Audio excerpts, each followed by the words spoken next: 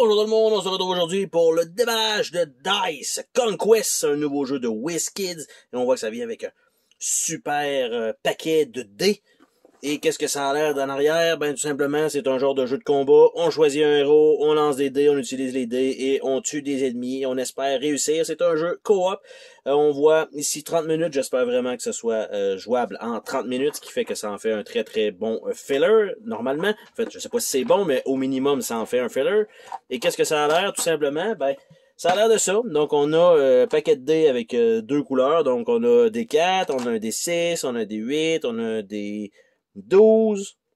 En fait, on a un 4, un 6, un 8, un 10, un 12, un 100, puis un 20, probablement un 20.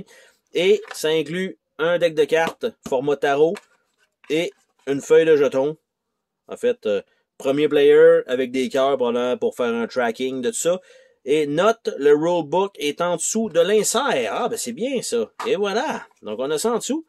C'est bien fait. En fait, c'est parce qu'ils voulaient pas cacher, évidemment, les dés sur le dessus, parce que c'est un peu le modèle de vente. Donc, qu'est-ce que ça a l'air un peu le livret d'instruction? On parle de ça qui nous indique les composantes avec le Health Tracker, comme prévu.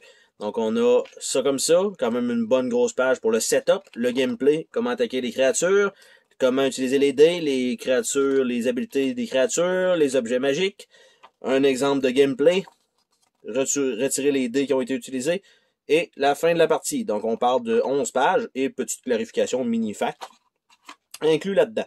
Évidemment, vous pouvez vous douter, bien sûr, ce que je vais dire, c'est que, comme vous voyez, si on rentre ça là, les cartes, une fois slivées, n'entreront jamais dans cette boîte-là. Alors, il va falloir enlever l'insert et laisser ça comme ça dans la boîte et se débarrasser de ça.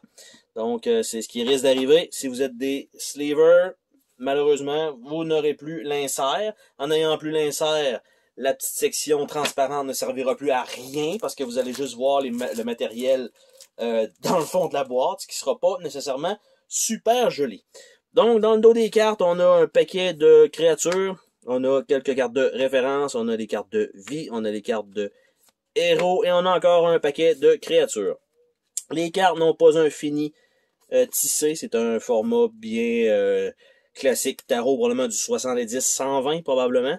Donc on a le Banshee, on a Basilic, on a Bugbear, on a Cave Giant, on a le Doppelganger, on a Counter Storm, 50 quand même, Gargoyle, Giant Cobra, Giant Spider, quand même les images sont belles, Goblin Champion, Goblin Scout, Goblin Shaman, Gremlin, Hag, Ogre, Rat Swarm, Shade, Skeleton, Stone Golem, Thrall, Warg Rider, Were-Rat, Wyvern. Donc ça, déjà en partant, il n'y a aucune carte qui est pareille, donc ce sont toutes des cartes différentes.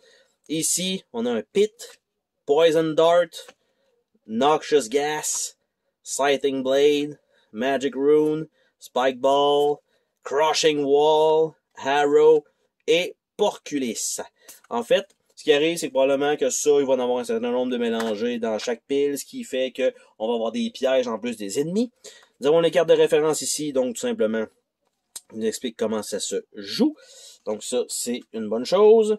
Nous avons également les cartes pour la vie, qui ont l'air simplement de ça. Donc on met le jeton là-dessus et où on commence en haut et on descend. En fait, on voit un player, on doit avoir 20 de vie. 2 players, on a 10 de vie. 3 players, on a 6 de vie. 4 players, on a 4 de vie. Donc c'est pas énorme. Donc évidemment, c'est parce que ça veut dire qu'ils ont scalé ça avec la vie. Et dans les héros, nous avons le Warrior, nous avons le Cleric, nous avons le Knight, nous avons le Ranger, nous avons le Rogue, nous avons la Sorceress, nous avons le Thief et le Wizard. Donc, ce sont toutes les composantes qu'il y a. Donc, les dés, on s'entend que c'est très, très, très classique. Ils ont mis 2 couleurs. Ils auraient pu mettre des dés standards. Ça aurait probablement coûté moins cher que ça. Par contre, les artworks, ce sont tous des artworks différents, sauf peut-être les cartes de piège, qui a juste l'icône par-dessus là qui fait que ça fait une petite différence, mais ce sont quand même un deck de cartes totalement différent. L'insert fait le travail pour ceux qui ne sleeve pas. Je crois que c'est parfait côté présentation, surtout en vous disant, au pire, si vous aimez pas le jeu, vous avez quand même un set de dés. Hein? Puis c'est ça. Donc, mais le jeu est quand même d'une vingtaine de dollars, donc extrêmement cheap. Parce qu'une tour comme ça peut valoir peut-être 7, 8, 9 dollars. Donc, juste pour les dés. Donc, déjà d'avoir un jeu, on va dire, à la limite, là, pour le 10 autres dollars, ben, je pense que ça vaut quand même le coup, ça vaut quand même la peine. Donc, sur ce, on se dit à la prochaine pour une autre vidéo. Salut tout le monde!